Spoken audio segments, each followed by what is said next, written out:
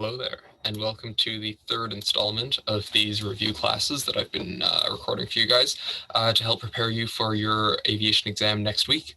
This is one of my favorite topics. I love talking about the weather, and I know that sounds boring, but aviation weather and the phenomena associated with it are fantastic teachers and tools for you to use, not just in aviation, but in your everyday lives as well.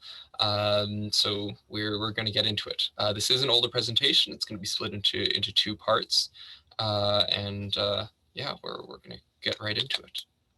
So jet stream. If you've taken grade 9 geography, I believe is the class, in Ontario, they do teach you about that. So you can see it follows this kind of curvy path here. Yeah, so it's this very high altitude stream of very high speed winds that travel across North America. There can be up to 3 that do travel at any given time. Generally, we've got this one main one, but its tail end can come from up north or head down south. It does change over the years, and it identifies that break between the colder air masses up here and the warmer, more tropical masses that form down south. So yeah, it does always flow from east to west. That's because of the rotation of the Earth, and sometimes do go around the entire hemisphere, but they do tend to break up, usually over the oceans, and so you'll find them in 1 to 3,000 nautical mile length. And you can see they can get quite long as well, or wide rather, and thick too. So they have a high ceiling as well. Not just because they start up this high in the altitude doesn't mean that they're going to be very thin. They do go up quite high. All right, so humidity, temperature, and stability. All right, humidity. So you can actually get supercooled water droplets, which is water that is cooled below freezing. So it can go below 0 and still be water. And so these supercooled water droplets are an icing hazard, because when they hit your aircraft as you're flying, as they break up and that kinetic energy is dispersed, they can actually immediately form ice as they hit. So that's the term freezing rain. If you hear that, that can cause very icy conditions. That's what that is, and it's very much a risk in the air as well as it is on the road. Dew point. So dew point, this is an important definition. Memorize it. It's on almost every single exam. Dew point is the temperature to which unsaturated air must be cooled at constant pressure to become saturated. Read this as many times as you need to. Memorize it. It is necessary. You must memorize this, and you must know it. I know it's hard to tell or demonstrate that, but I do have this memorized myself. I didn't need to check this. I just saw dew point, and immediately in my mind that definition came to mind, because it got asked on my formal exam for my glider pilot license and my power pilot license, and on both of my entrance exams to attend those courses. It comes up all the time. You need to know it. Relative humidity. It is the ratio of actual water vapor in the air to the amount that the same volume of air would hold if it were saturated. So if it were completely filled up with water, how much would that same volume hold? So yeah, this is just pretty straightforward references. If you can't add any more air, there's physically no more room for it, then you've got 100% relative humidity. And if there's absolutely 0 water vapor, which basically never happens, then that's 0% relative humidity. So the smaller the spread between the temperature and the dew point, so if we go back up here, so this is the temperature to which unsaturated air must be cooled at a constant pressure to become saturated, then the relative humidity is going to be higher. So these 3 things are interlocked. So yeah, temperature, so the fog is likely to form when temperature and the dew point are very, very close. A fog, in case you don't remember, fog is a ground cloud. It's a cloud that's in contact with the ground, and so these definitions are telling you pretty much the same thing. This just gives a specific unit. So dew and frost. So frost forms when the dew point is below freezing, and frozen dew can also occur when you've got dew in the mornings and then the temperature drops further and freezes. So frozen dew is that clear ice, and frost is opaque. I'm sure you've seen both of those. So temperature. The vast majority of the Earth's heat comes from the sun. As I'm sure you guys know, Earth does emit terrestrial radiation, which is essentially reflections of what the sun is setting in. And as I've emphasized here in italics, it's generally it is the exact same amount that the sun reflects at us. Otherwise, the Earth would gradually get hotter and hotter. It's a good thing that's not happening or anything. So obviously, without getting into the discussion there, part of the reason climate change is occurring is because we're not emitting the same amount of solar radiation that the Earth is absorbing. So diurnal variation, also something important to know. So during the day, the Earth heats from the sun, and the Earth, so ground, will heat up and cool off very quickly. Water takes a lot longer to heat up and cool off. So as a result, you're often going to find that the water is cooler during the day, and by the time it's fully heated up, it's the late afternoon, and that heat in the water does stay into the night. And you end up with these temperature variations that we're going to get into a little bit later. So for topography, as I just discussed there, isotherms are lines joining places of equal temperature on a map. So those lines of those isothermic lines are going to demonstrate how quickly the temperature is changing. When they're closer together, that means it's getting really hot or really cold quite quickly. When they're spread apart, that means it's more gradual. Adiabatic lapse rate. These you need to know. So saturated air cools by expansion at a different rate than it does unsaturated air. So basically, if the air is wet, it's going to cool slower than drier air, which is for the same reasons that I mentioned before about Earth versus water and their heats as cooling. So we've got 3 degrees per 1,000 feet for dry, and wet is 1.5 degrees Celsius per 1,000 feet. Now, if you remember the standard adiabatic lapse rate from ICAO, they actually say 1.98 degrees or 2 degrees Celsius per 1,000 feet. So there's all these numbers to keep track of. Stability.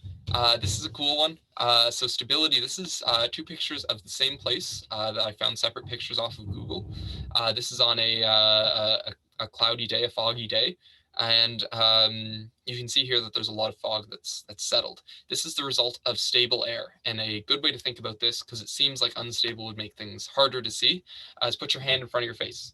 If you cover your eyes, you can't see anything. If you move your hand back and forth really, really fast, it does kind of interfere, but you can see through much, much better than when it stays still. And so basically, unstable air will help to mix up and move around those dust particles that could obscure your view or generate those nuclei for clouds to form over top of them. Lifting agents. This is my hilarious pun. You can see he's an agent, secret agent. He's lifting. There's no audience here to laugh at my comedic brilliance, but I'm sure you guys are laughing at home. So these are the 5 lifting agents that you need to know. We've got convection, orographic lift, frontal lift, mechanical turbulence, and convergence. So air masses. These are all the different air masses. You don't need to memorize them because you can figure them out from their classifications, which we are going to go over here. So a definition of an air mass is a large section of the troposphere with uniform properties of temperature and moisture in the horizontal. So that means going this way, they are the same, not this way. So these here change on the vertical, but not on the horizontal. These can be massive. These are very reasonably to scale. You can have air masses that are this large. And so the labeling system, you've got a lowercase letter up in front, which is going to indicate either continental or maritime marine mass. Continental means that the air mass formed over a large body of land. Maritime means it generally formed over a wetter area. Second letter is going to tell you the temperature. So you've got Arctic, which tends to form up here past the Arctic Circle, which is at that 30-degree line there. We've got polar, which is more in our range of southern Canada and northern US. And then down here, we have our tropical air masses that form. Fronts are the transition zones between those two. So if we go back here a slide, there's going to be a front between this continental Arctic and this continental polar. Because they're similar, they're both going to be drier air masses, and they're similar in temperature. We wouldn't notice that much of an extreme difference, but we would certainly see a difference between this continental polar mixing with this maritime tropical, because we go from kind of cool air as opposed to cold up to warm or hot air, and this is dry and this is wet. So there's very large differences between them. And this is where weather occurs. Not all weather, but a lot of weather occurs in these frontal zones. And you'll see here that the cold air tends to be this big mass. And in general, it's the cold air that does the moving around, and the warm air kind of occupies the space outside of it. So you'll either have an approaching cold air, approaching cold front, or a receding cold front that can be responsible for that warm front, which again is really just a retreating cold front. So here you can see this is an exaggeration of how steep it is, but as you go up, you'll see we get nimbostratus clouds, then we get altostratus, then we get cirrostratus, and we get cirrus clouds. And that's on the end of the warm air mass, and these are all the rain generating clouds. So the way to remember this is secans, so cirrus, cirrostratus, altostratus, nimbostratus. And those are the warm air clouds that do tend to foretell the bringing of rain. So precipitation and fog. Precipitation can come in many forms. We've got drizzle, which is basically just a very small amount of rain. It can freeze on impact, and that's known as freezing drizzle. Hail is rain that freezes before it gets to the ground, different from super cold water droplets. And it tends to be very soft ice relatively. I know if you've gotten hit in the eye with hail, it doesn't feel very soft, but it is soft compared to what normal ice would be. Snow pellets can form in the same way. They just don't end up with that soft ice exterior. Excuse the hard there. Those are meant to be soft. And there is someone drilling behind me. I'm sorry if the audio quality gets messed up. So snow is water vapor that sublimates directly into ice crystals. This doesn't go through the liquid stage. If it goes through the liquid stage, you're going to end up with hail. But snow is a form of very small ice crystals, and they aggregate together and form those snowflakes. Ice prisms can form in the air. They can end up kind of higher, and they look sort of like clouds, and they can refract light and create rainbows, actually, in some cases. Ice pellets, similar to hail, but they're hard, transparent grains of ice, and they can be damaging. Here's a quick chart. You don't need to memorize, but it's just to kind of go over this stuff and the types of clouds. So if you'd like to just pause the video and review those, you can go over that stuff there. Ground cloud. This means fog, as I've mentioned before. It's generally just a cloud that comes in contact with the ground. There's a few different ways that it can form. These are important to know. They will ask you about these different types of fog on entrance exams for glider and power. Radiation fog. So radiation fog is formed on clear nights with cool winds, or with light winds rather.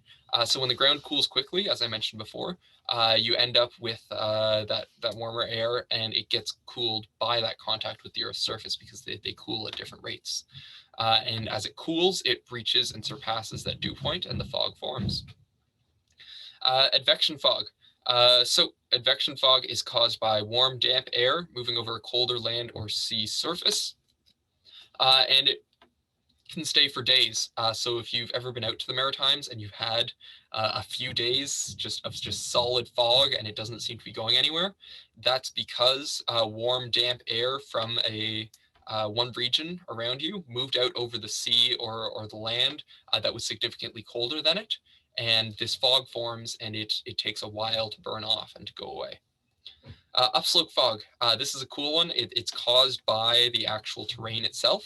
And as the air rises up a slope, and it cools, and then it falls down again, and it condenses itself and creates that fog. So steam fog is created when cold air passes over warm water. Pretty straightforward. You can see that over ponds and stuff in the mornings. Precipitation-induced fog If it rains a lot, once those rain clouds go away, you're going to end up with a lot of moisture in the air coming out of the ground and stuff that's slowly evaporating. And if it's cool enough, then you'll end up with that fog that forms. Ice fog can be consisting of those prisms, and you might see it when plane engines are started in cold weather. It needs to be very, very calm. There can't really be any wind, or else that will dispel it. So I had that there. All right, here's my excellent pun for thunderstorms. Again, sorry about the background noise. So yeah, thunderstorms, they are very cool, very dangerous. Don't fly anywhere near them if you're in a plane or any aircraft. So the official ICAO definition of a thunderstorm, a violent, short-lived weather disturbance that is almost always associated with lightning, thunder, dense clouds, heavy rain or hail, and strong gusty winds. So this essentially means that bad things are going to happen to your plane. They can usually be about 10 nautical miles in diameter, sometimes even bigger. So they can be large. And not easy to fly around. There are 3 stages to every thunderstorm. They're going to start with the cumulus stage, so you're going to end up with a big cloud that builds up on itself over top, and it is going to turn into a towering cumulonimbus. So it's going to get really, really high, upward of 60,000 feet up into the air. And the temperature inside of that cloud or inside of that storm cell is higher than in the surrounding air. And there's no precipitation at this stage, but you will get strong updrafts. Those updrafts get bigger and bigger and stronger as you get into the mature stage, which is where you'll get 6,000 feet per minute up and 2,000 up to 2,500 feet per minute down. So if you think about it, those can be going right beside each other. You can have one area right here and then another right here, and one of them's going up really fast and one of them's going down really fast. That differential is more than 8,000 feet per minute. So if you fly and you've got one wing between each other, those updrafts are not going to be good for the structure of your aircraft. Intense precipitation will happen in this stage, and it's usually pretty short-lived because all of this energy that it's been building up in the cumulus stage gets expelled at once. And then lastly, you have dissipation. This is where you end up with that cool anvil shape because that energy in that storm cell isn't holding it together anymore. And so those higher level atmospheric winds will push off the top of that towering cumulonimbus, and you end up with this cool anvil shape. There can still be updrafts that remain around dissipated thunderstorms, so it is important to still stay well clear of any anvil shapes that you might see. Thunderstorm avoidance. You need to know how to fly around thunderstorms. Never go through them. This does happen where pilots will see 2 thunderstorms converging on each other, and they think, well, if I just fly fast enough, I can thread the gauntlet. And that's not how it works, because thunderstorms do spiral, they turn, and they will slow you down. One of them will slow you down as you approach, and you can end up just stuck right in the middle between the 2 of them. So yeah, pretty straightforward. Always fly around them, at least 5 nautical miles away. Get even farther away if it's a severe storm. So if you see lightning or it's really, really tall clouds, stay well away, and you're likely going to hear radio or METEOR reports about this. Don't take off or land anywhere near any aerodrome where there is a thunderstorm happening or you see one nearby, because those updrafts can mess with your landing, or obviously you don't want to take off directly into thunderstorm weather. Yeah, so general rule of thumb is that it's better to fly around to the right because of the way those turn. So it is going to help you kind of propel yourself away from the thunderstorm off to the side. Icing, not this kind. So yeah, it is illegal to take off in an aircraft knowing that there's any snow or ice on any surface of that aircraft. Supercooled water droplets that strike the aircraft in flight may freeze instantly, and they will adhere to the wings or other control surfaces. These can cause stalls, lack of command of your control surfaces, and much more. So the types of icing that you can come across. You can end up with clear ice, which is a heavy coating of glassy ice that forms while you're in flight, and it will spread over unevenly. Over any one of your control surfaces, and this is obviously not good because it's going to lead to asymmetrical parasitic drag, and that can really affect your flight performance and can cause stalls and other dangerous situations. Rime ice, it's opaque, milky white deposit. It can interrupt the aerodynamics because it'll form on the wing and interrupt the camber of the wing. So if you remember, that's the arc of it. So it is very easy to take off. It is quite brittle, but if you take off with it, you can't really climb out onto the wing of the plane to knock it off if you notice it too late. And so that again does bring us back to this note here. It is very, very illegal to take off with any sort of contaminant on the surface of the aircraft. Like even if there's like some dirt, you need to scrub that off. There can't be any at all. Frost. We already went over what frost is. It can form on aircrafts, generally forms overnight in clear air through sublimation. It doesn't really affect aerodynamics, but it can interrupt your visibility. So if it forms on the windshield, that can be a problem. It's also going to affect the weight of your aircraft as well. Turbulence. Turbulence is obviously something we've got to go over. So it's caused by irregular motions in the air resulting from eddies and vertical currents. It's one of the most unpredictable weather phenomena relevant to aviation, and there's a few different types of it. So we've got mechanical turbulence, which is caused by different shapes on the air and ground. So this can be caused by a forest or a city where the air is trying to flow through it and it gets redirected. It can go up or down and cause that turbulence. It's just unstable air. And it is the biggest factor in that is whether the air is already stable or unstable. If it's already stable, the air is not moving around too much, so it can't really be redirected in those other directions to mess with how you're flying. Whereas if it is already unstable, it's going to be moving around a lot. It's got a lot of potential to be redirected upward or downward very suddenly at your glider or your plane. Thermal turbulence. So different areas of the Earth's surface will heat unevenly from the sun.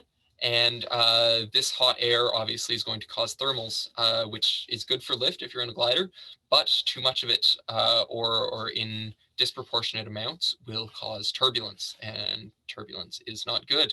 So here you're going to find that there's going to be a lot of heat that gets released by freshly plowed fields.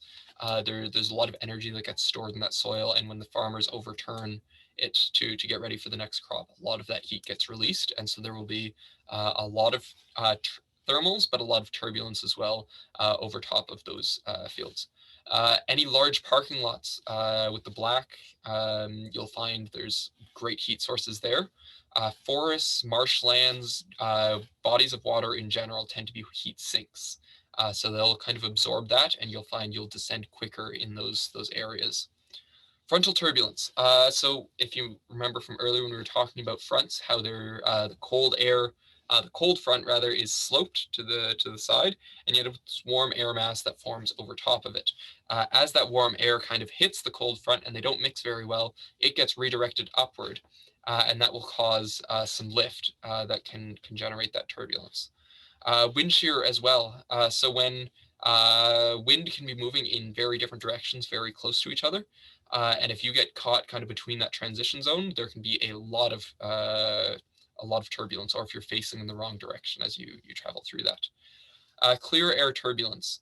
So this is something that happens in large air masses where there are no clouds at all, and giant air masses moving at really different speeds intersect with each other. So generally this is up at high altitude, like with the jet stream and all, so you don't need to worry about this too much, but it is one of the forms of turbulence. That's all for this part of the lesson, and we will get back to you with the second slide that deals with meteorology.